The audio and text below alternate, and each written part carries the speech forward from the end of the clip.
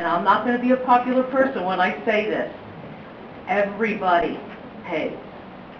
Anybody who has a job and is above poverty level pays. Renters pay, right now to date, $250 a year, which comes to maybe not even $5 a week, to the school district.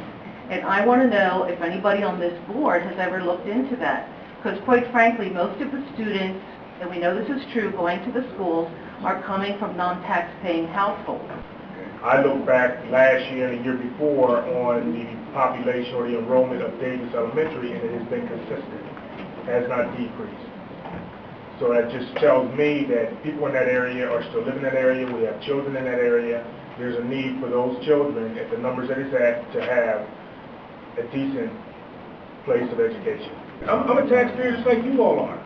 And if you check the assessment like the one lady said she did, you'll see that I probably pay as much as you do for my home.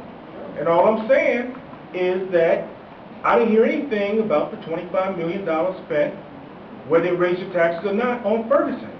We're talking about an improvement of an education environment for our kids.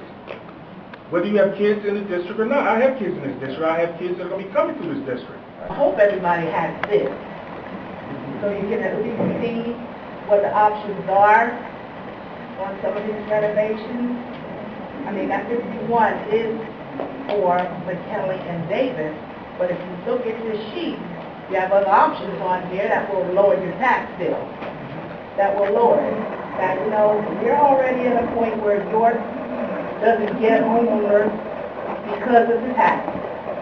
Come on, people, let's be real here. If we keep this up, you're going to lose more and more homeowners coming into the city of York. We cannot afford this. I know I can't, and I'm putting it out there right now. I cannot afford my taxes increasing. Sure, I want my kids to get the best education, but they will get that.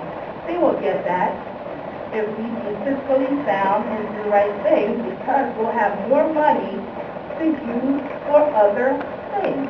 To renovate McKinley and Davis is $51 based on a $50,000 assessment. To renovate McKinley, Roosevelt, and Jackson, which is the recommendation of our administration in order to alleviate and bring in programs, educational programs for all our students, it will cost an additional possibly $24. This is what we're talking about.